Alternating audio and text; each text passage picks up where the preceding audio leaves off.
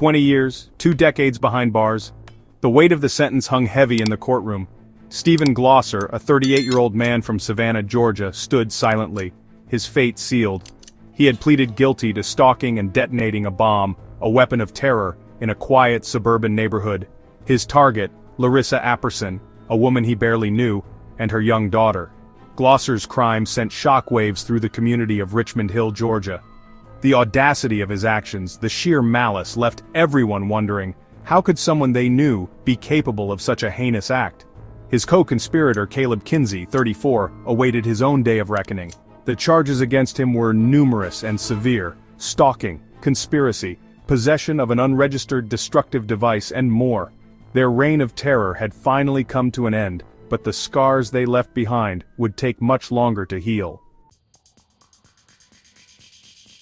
It all began with a seemingly harmless encounter on a dating app.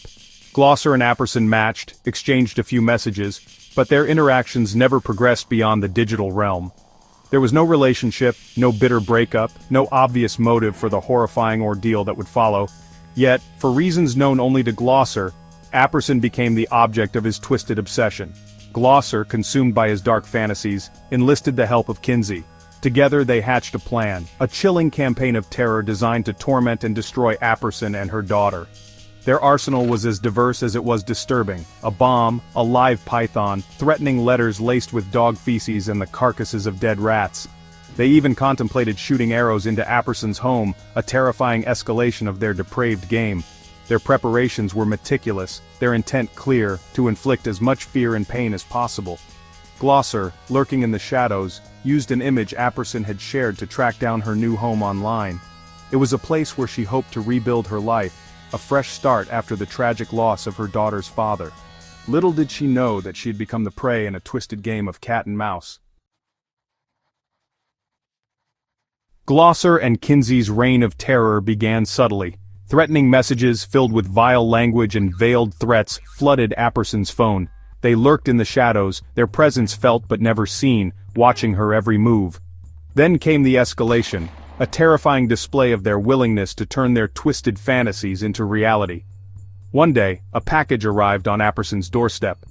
Inside, amidst the packing peanuts, lay a chilling reminder of their malicious intent: a dead rat, its lifeless eyes staring blankly into the void. The message was clear: we are watching you, we are always near, nowhere is safe. Fear, cold and paralyzing, began to seep into Apperson's life. Her once safe haven, her new home, now felt like a prison, every creak and groan a potential threat. Sleep became a distant memory, replaced by a constant state of hypervigilance. Every car that passed, every shadow that danced in the moonlight sent shivers down her spine. The laughter of her daughter, once a source of unbridled joy, now sent waves of anxiety crashing over her. Was this the life they were condemned to live, forever haunted by the specter of Glosser and Kinsey's depravity? The tension, the fear that had become a constant companion for Apperson and her daughter, reached its terrifying crescendo on January 13, 2023. It was a day that began like any other, but within hours, their lives would be irrevocably changed. The target, Apperson's new home in Richmond Hill, a symbol of hope and new beginnings, now a beacon of terror. The blast ripped through the quiet neighborhood, the sound of the explosion echoing through the night. Neighbors, startled awake, rushed to their windows, their hearts pounding in their chests. The night air, once filled with the sounds of crickets and the distant hum of traffic, was now thick with the acrid smell of smoke and the unsettling silence that follows a tragedy. Emergency services raced to the scene, sirens wailing, lights flashing, cutting through the darkness. The damage was significant, the garage of Apperson's home bearing the brunt of the blast, but amidst the wreckage, a miracle. Apperson and her daughter were alive. They had escaped the inferno, physically unharmed but forever scarred by the experience. The blast sent shockwaves far beyond the quiet streets of Richmond Hill. News of the bombing spread like wildfire, fueled by social media and a stunned disbelief. How could such a heinous act occur in their peaceful community? The investigation was swift and thorough, a joint effort by local law enforcement and federal agencies determined to bring the perpetrators to justice. The Bureau of Alcohol, Tobacco, Firearms and Explosives, or ATF, took the lead, their expertise in explosives crucial to unraveling the complex plot. Every piece of debris, every shred of evidence was meticulously collected and analyzed. The bomb, a crude but effective device, painted a chilling picture of the bomber's intent. Meanwhile, Glosser, in a desperate attempt to cover his tracks, hired a cleaning service. He hoped to erase any trace of his involvement, to blend back into the normalcy of everyday life. But his efforts were in vain. The evidence, both physical and digital, pointed directly to Glosser and his accomplice, Caleb Kinsey. The net was closing in, and soon their twisted game would be over. In the aftermath of the bombing, Larissa Apperson found herself living a nightmare. The home that was meant to be her sanctuary, her daughter's safe haven, was now a constant reminder of the terror they had endured. The blast might not have claimed their lives, but it had stolen their sense of security, leaving behind an invisible scar that ran far deeper than any physical wound. Apperson shared her story with local news, her voice trembling with a mix of anger and heartbreak. She spoke of the fear that had become her constant companion, the sleepless nights, the constant worry for her daughter's safety. The bombing, she said, had shattered her dream, turning their fresh start into a living nightmare. This was supposed to be our new beginning, she shared, her voice thick with emotion. After my daughter's father passed away, I wanted to create a safe and loving home for her. A place where we could heal and rebuild our lives. Now I don't know if we'll ever truly feel safe again. The wheels of justice, once set in motion, turned slowly but surely. Glosser and Kinsey were apprehended, their reign of terror brought to an abrupt end.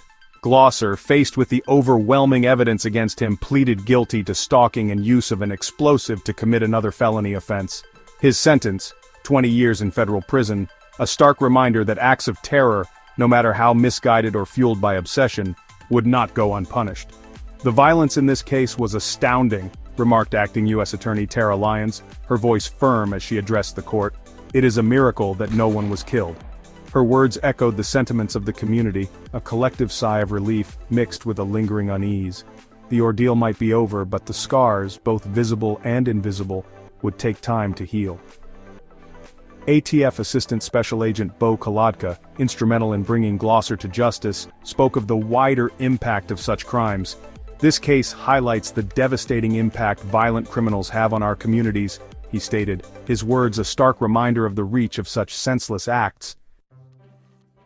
Even amidst the wreckage, the shattered dreams, and the lingering fear, there was a glimmer of hope. Larissa Apperson and her daughter were alive. They were surrounded by a community that rallied around them, offering support and a shoulder to cry on. The outpouring of love and compassion, the shared sense of outrage at the injustice they had suffered, was a testament to the resilience of the human spirit. Life after the bombing would never be the same, but Apperson was determined to reclaim her life, to create a new sense of normalcy for her daughter. Therapy, support groups, and the unwavering love of her community became her lifelines, helping her navigate the treacherous path towards healing. The road ahead would be long and arduous, but Apperson refused to let Glosser and Kinsey's actions define her or her daughter's future. They would rebuild, they would heal, and they would emerge from the ashes of this ordeal stronger than ever before. Their story, a testament to the indomitable spirit of those who refuse to be broken by the darkness, offered a beacon of hope in a world that often seemed shrouded in shadows. Oak Street, a quiet street, a place for families. Nestled in the heart of Laconia, New Hampshire, Oak Street was the epitome of suburban tranquility, the kind of place where neighbors knew each other by name, and children played freely in the streets without a care in the world, a place for children to play. The laughter of kids riding their bikes, the sound of basketballs bouncing on driveways, and the occasional bark of a family dog were the soundtrack of this serene neighborhood. Parents felt safe letting their children roam, confident in the security of their close-knit community. But on March 12, 2025, a shadow fell on Oak Street. A shadow of fear, a shadow of suspicion. As dusk settled in, the familiar comfort of the streetlights seemed to dim, casting long, eerie shadows that hinted at the turmoil to come. Tirar Tortorello, 53, a resident of this peaceful community, became the center of a chilling incident. Known to his neighbors as a quiet, unassuming man, Tortorello's actions would soon reveal a much darker side.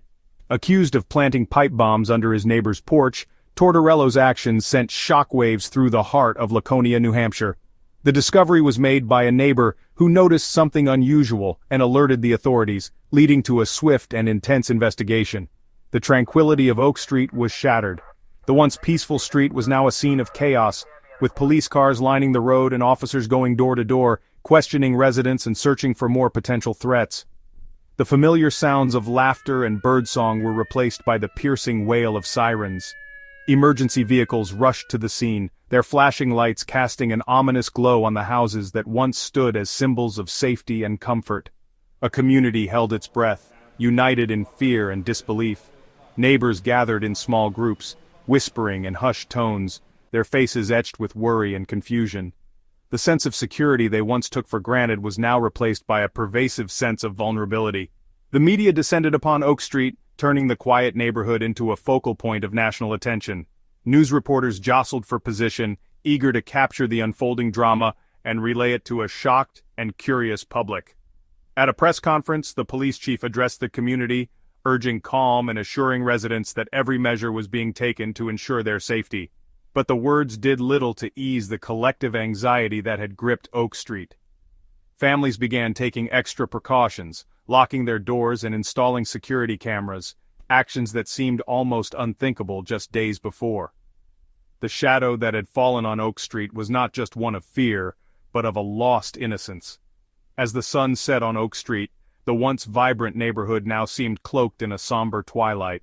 The events of March 12th would leave an indelible mark on the community, a reminder of how quickly peace can be shattered and how deeply fear can take root.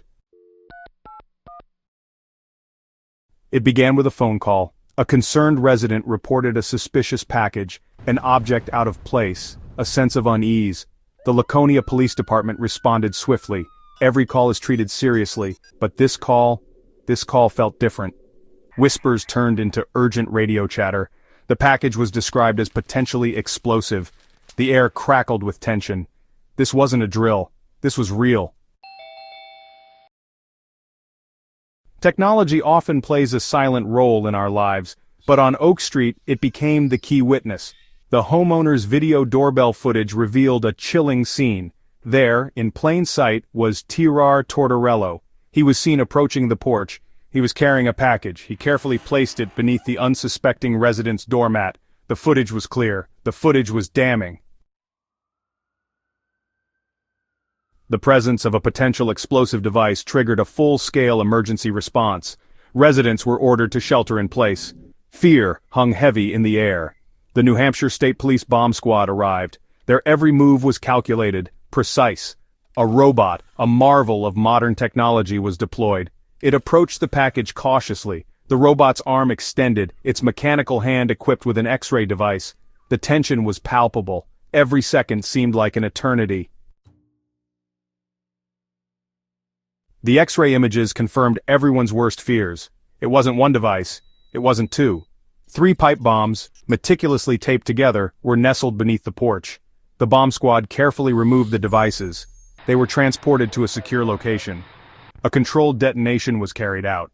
The explosion, though controlled, served as a stark reminder of the potential for devastation. Tortorello was apprehended. He admitted to placing the package on his neighbor's porch, but he claimed ignorance. He said he was simply doing a favor for a friend, who had asked him to drop off the package without giving any details about its contents. Tortorello insisted that he had no reason to suspect anything unusual or dangerous about the package. He didn't know what was inside, he insisted. He described how he was approached by an acquaintance who seemed trustworthy and in need of a quick favor. Tortorello explained that he often helped out friends and neighbors with small tasks, and this seemed no different. He was unaware that the package contained anything harmful. He was just delivering a package, he claimed. He recounted how he had picked up the package from a local courier service, thinking it was a routine delivery. Tortorello emphasized that he had no involvement in the contents of the package and was merely acting as a middleman. He believed he was helping out a friend in need. His public defender echoed his client's assertions. The lawyer argued that Tortorello had no motive or reason to be involved in any criminal activity. He painted a picture of Tortorello as a good Samaritan who was caught in an unfortunate situation. The defense stressed that there was no evidence to suggest that Tortorello had any knowledge of the package's contents. There was no proof, he argued, that Tortorello had any knowledge of the package's deadly contents. The defense highlighted the lack of any direct evidence linking Tortorello to the dangerous materials found inside the package. They pointed out that Tortorello had no history of criminal behavior, and had always been a law-abiding citizen. But the video footage, the chillingly casual manner in which he placed the package, painted a different picture. The prosecution argued that Tortorello's behavior in the footage suggested he knew more than he was letting on. They pointed to his calm demeanor, and the deliberate way he handled the package as evidence that he was aware of its contents. The case hinged on whether the jury believed Tortorello's claims of ignorance or the prosecution's assertion of his complicity. The investigation revealed a disturbing detail. Tortorello resided in the same apartment building as the intended victim. They were neighbors. They shared walls. They shared a community. The thought that such a threat could exist within the confines of their own building sent shivers down the spines of residents. The sense of safety, once a cornerstone of their lives, was shattered. Tortorello was denied bail.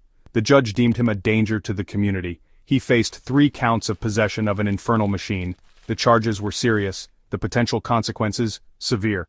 As Tortorello sat in his cell, the community he had terrorized struggled to come to terms with his actions. The legal process would take its course. But the scars of that day, the fear that had gripped Oak Street, would linger.